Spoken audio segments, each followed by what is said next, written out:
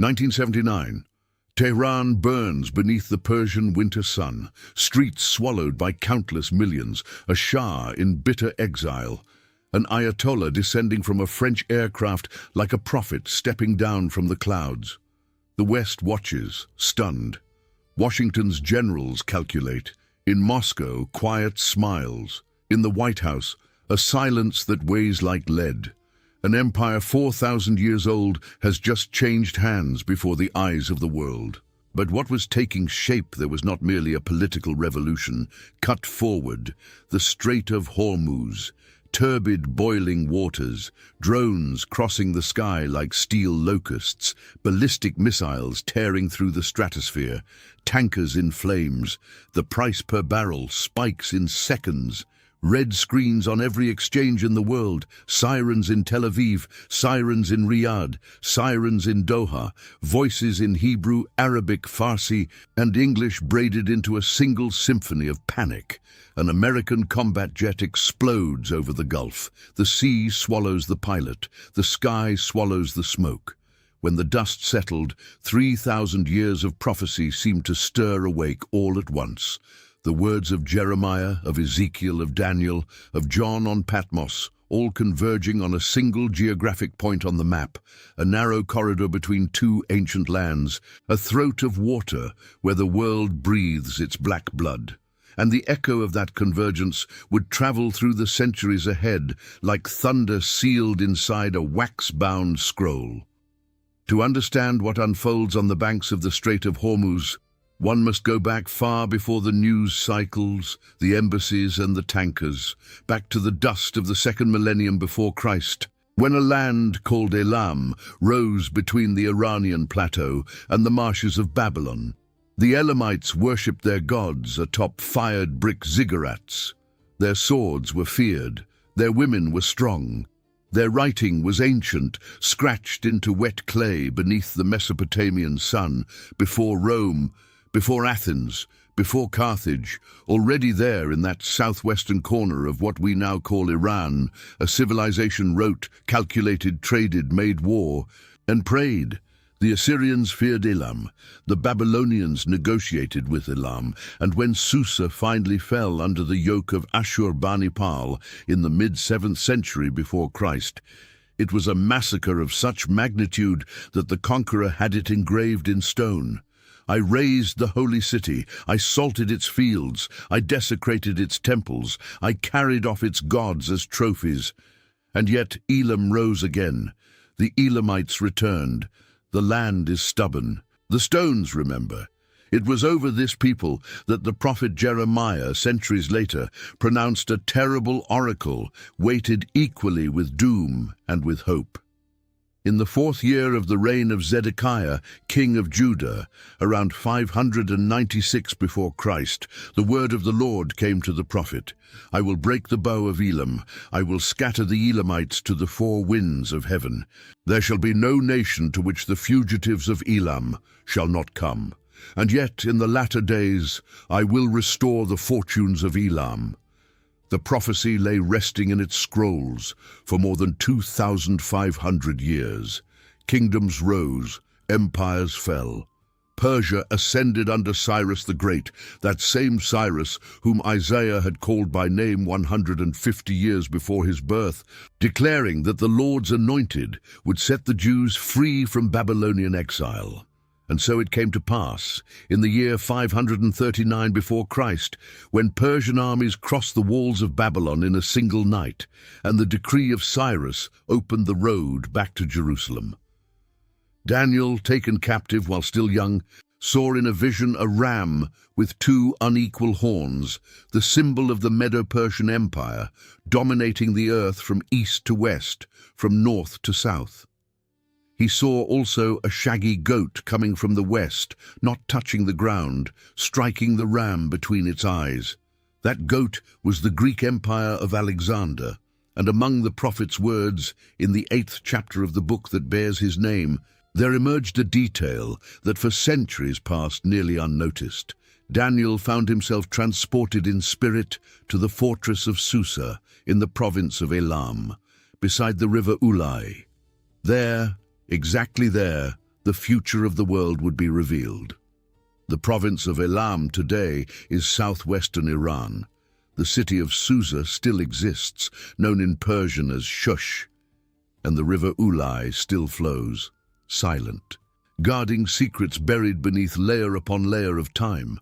The modern history of this territory does not begin in the minarets of Tehran, but on a throne built by British and American hands.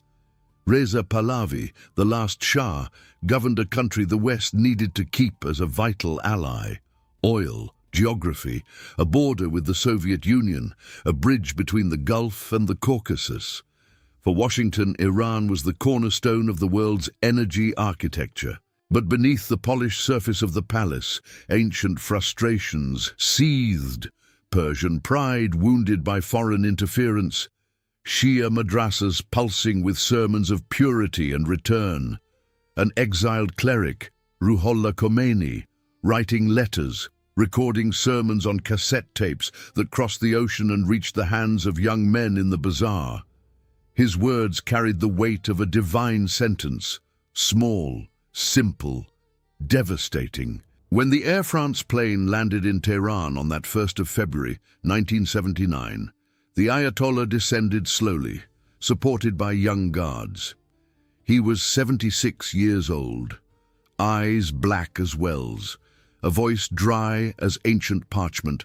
Crowds of millions filled the avenues. Mothers held children up on their shoulders so they could see the man who promised to restore God to the throne of the East. It was the largest religious procession in modern history, and it was the beginning of a transformation that has not ended.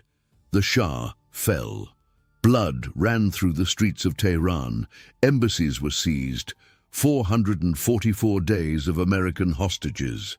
A new state was born, calling itself the Islamic Republic, governed by a council of religious jurists with near unlimited power. A state that declared itself an enemy of Israel from its very first speech. A state that called the United States the Great Satan. A state that promised, loudly and clearly, to wipe little Israel off the map of the world. On the other side of the board, Israel was reborn in the middle of a desert, made a nation in the year 1948, survivor of 4 wars of annihilation, strengthened by the memory of the ashes of Auschwitz. It now turned its radar eastward, toward a power growing in silence, fortifying its mountains, digging bunkers, enriching uranium in centrifuges spinning day and night beneath Persian soil. And there was a third vertex to the triangle. The Sunni Arab nations, ancient enemies of Tehran, watching with mounting discomfort. Saudi Arabia, guardian of Mecca. The United Arab Emirates, guardians of commerce. Qatar, guardian of natural gas. Each one calculating, each one afraid. Each one knowing that if the Strait of Hormuz closed, their economies would wither within weeks. The Strait. Always the Strait. 33 kilometers at its narrowest point. Deep waters. Strategic islands. Among them Abu Musa, Greater Tunb, and Lesser Tunb, disputed for decades between Iran and the Emirates. A corridor through which, in some months, more than 20% of all the oil consumed on the planet passes. A liquid portal where every crossing vessel carries not just fuel, but the heartbeat of modern industrial civilization. The years turned, and the Islamic Republic did not diminish its ambitions, it expanded them.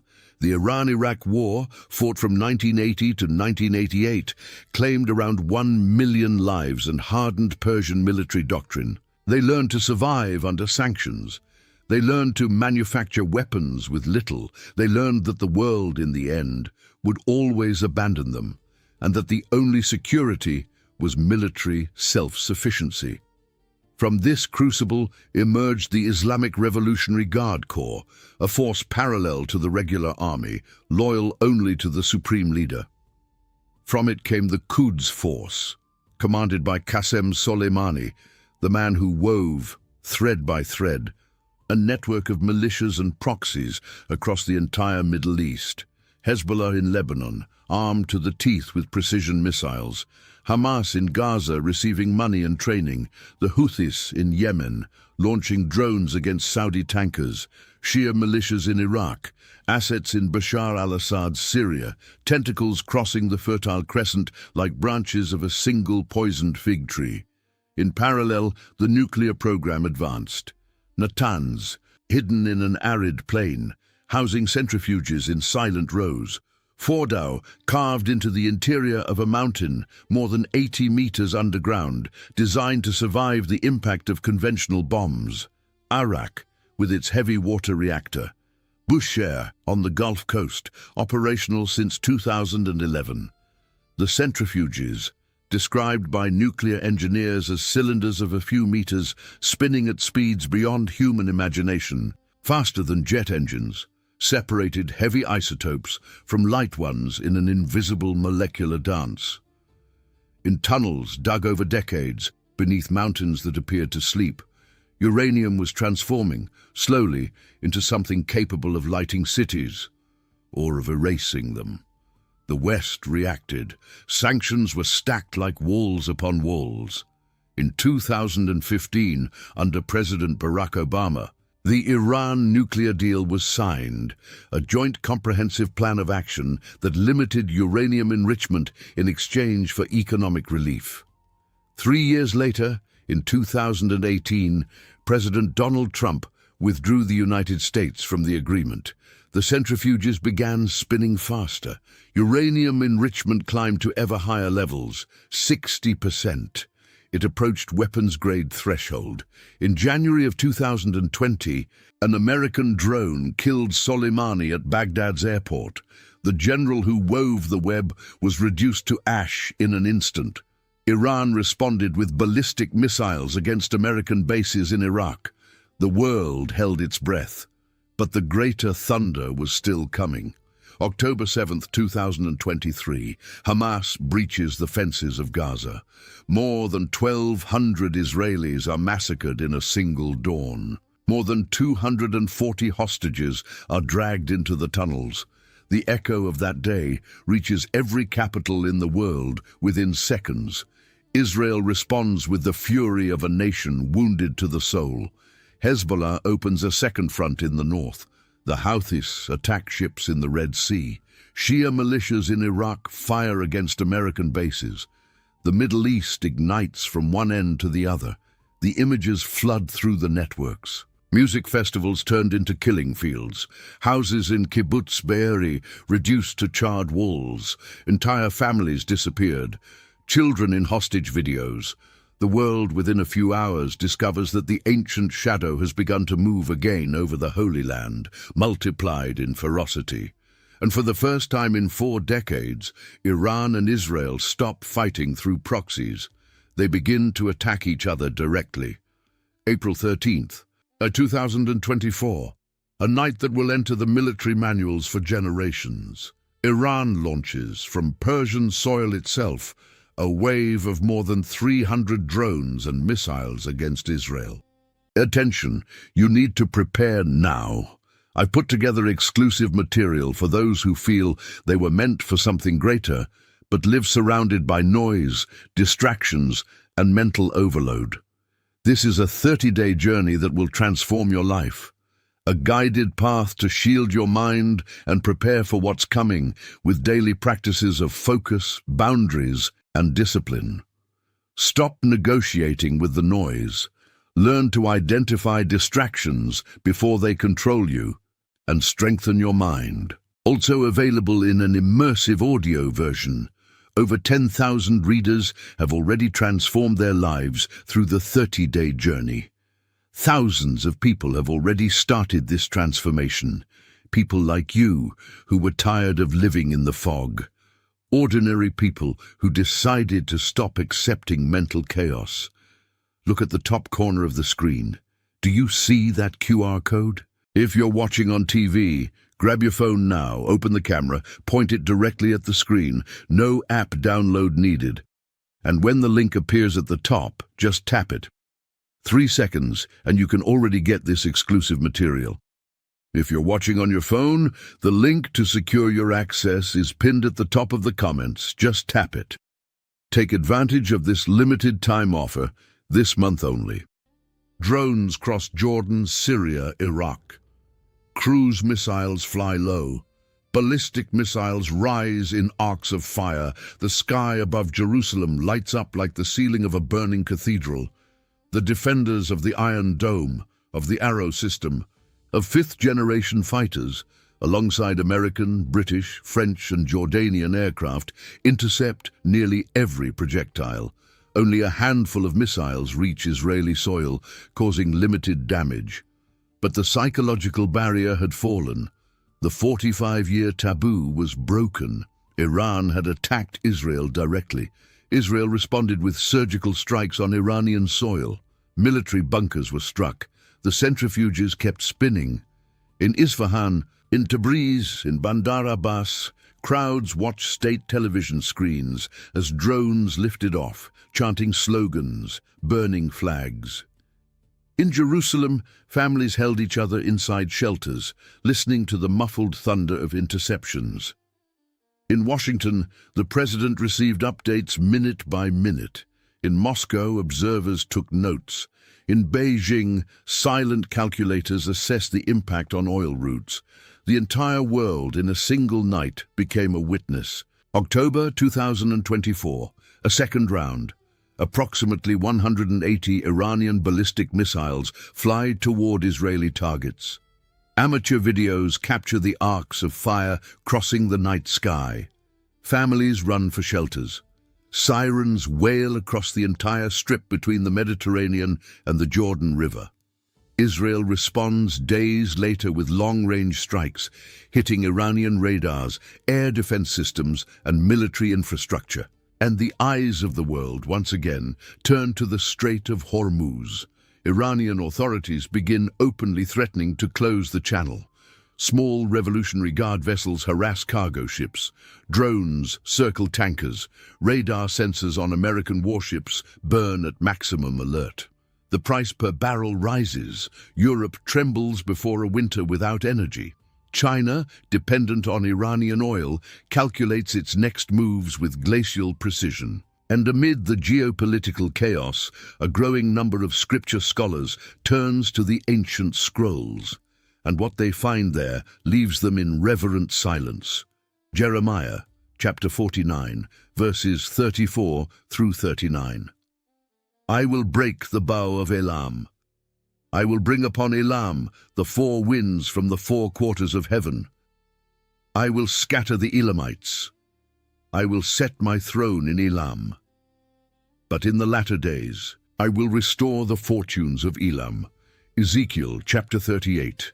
Behold, I am against you, O Gog, prince of the land of Magog, and against him shall come Persia, Cush, and Put, a coalition, an army descending from the north against restored Israel.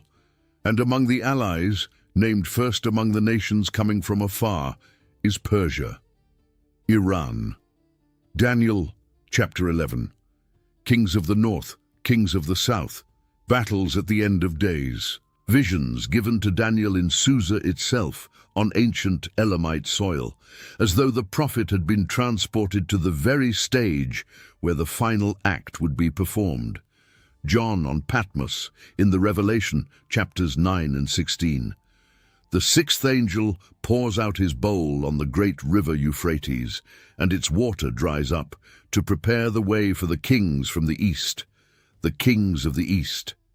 Those who come from beyond the Euphrates, Persians, Medes, peoples of the Iranian plateau, gathered in the valley of Megiddo for the battle of the great day of God Almighty, Armageddon.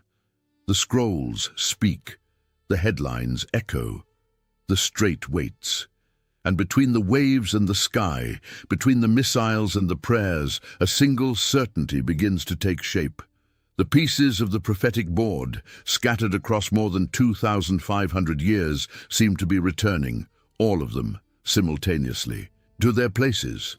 The Islamic Republic enriching uranium, Israel restored as a nation on the exact strip of land promised to Abraham, Russia returning to the Middle East with bases in Syria and the Caucasus, Turkey resurrecting the Ottoman dream, China building ports in Pakistan and Djibouti, the Sunni nations oscillating between ancient enmities and new treaties. The Hebrew prophets, dead for millennia, seem to have seen today's map in yesterday's dreams. But prophecy is not a fixed rail of steel. It is a river with defined banks and unpredictable currents. The ancient texts describe the broad picture, not the precise schedule. There are windows of time. There are possibilities. There are divine mercies that delay announced catastrophes. The Strait of Hormuz remains open, at least for now. Tankers continue to cross its waters, escorted by frigates, watched by satellites. Secret negotiations run in Doha, in Muscat, in Geneva. Diplomats with exhausted eyes exchange encrypted messages in the dead hours before dawn. In Muscat, capital of Oman, discreet meetings gather American and Iranian envoys in white marble palaces facing the Arabian Sea. The hot winds of the peninsula drift over Persian carpets. Measured phrases, long pauses, every word heavy as an ingot of lead, every pause carrying the weight of a possible inferno that may or may not be unleashed in the hours ahead. Inside Iran, internal voices begin to rise. Students who protested in 2022 over the death of Mahsa Amini, a 22-year-old woman detained by the morality police, still carry the ember of that autumn inside their chests. Refinery workers go on strike. Truck drivers block roads. The regime responds with force. But the fracture widens. 70% of Iran's population is under 40 years old. They know the world through virtual networks that puncture the censorship. They do not want to die for a war chosen in marble palaces. In Israel, the trauma of October 7th reshapes the soul of the nation. Borders harden, surveillance intensifies, trust in institutions is shaken and recast. The defense coalition assembled on the night of April 13th proves that Israel is not alone when the sky fills with fire. And the world, exhausted, watches. Merchants in Singapore, factory workers in Hamburg, mothers in Nairobi, students in São Paulo, all of them sensing, even without the words to name it, that something very ancient is moving in the depths of time, something that does not belong to diplomacy alone, something that touches the deep tendon of human destiny. Empires pass, headlines age within hours, but there are words that never age, words written on parchment by men who saw beyond their own time, words that spoke of Elam before Elam became Persia, of Persia before Persia became Iran, of Iran before oil became the blood of the world. Whether the prophecy over Iran is being fulfilled in its entirety, no one can say with absolute certainty. But that the signs are converging. This, the map, the scriptures, and the news cycle all attest in unison. The strait is too narrow for so many armies. The sky is wide enough for so many missiles. The Bible is ancient enough to have already foreseen this moment, and young enough to still reach us with its warning. And as the sun rises over the murky waters of Hormuz, and the muezzin calls from Bandar Abbas, and the shofar sounds in Jerusalem, the ancient echo continues to cross the centuries, reminding the living that the end of days is not necessarily the end of time, but the instant in which every nation, every soul, every breath is summoned to choose which side of history it wishes to be remembered on. And perhaps in the end, the most unsettling prophecy is also the most luminous, the one that promises that after all the storm, the throne shall be of peace, and even Elam, scattered to the four winds, will find its way home. Attention, you need to prepare now. I've put together exclusive material for those who feel they were meant for something greater, but live surrounded by noise, distractions, and mental overload. This is a 30-day journey that will transform your life, a guided path to shield your mind and prepare for what's coming with daily practices of focus, boundaries, and discipline. Stop negotiating with the noise. Learn to identify distractions before they control you and strengthen your mind. Also available in an immersive audio version. Over 10,000 readers have already transformed their lives through the 30-day journey. Thousands of people have already started this transformation. People like you who were tired of living in the fog. Ordinary people who decided to stop accepting mental chaos. Look at the top corner of the screen.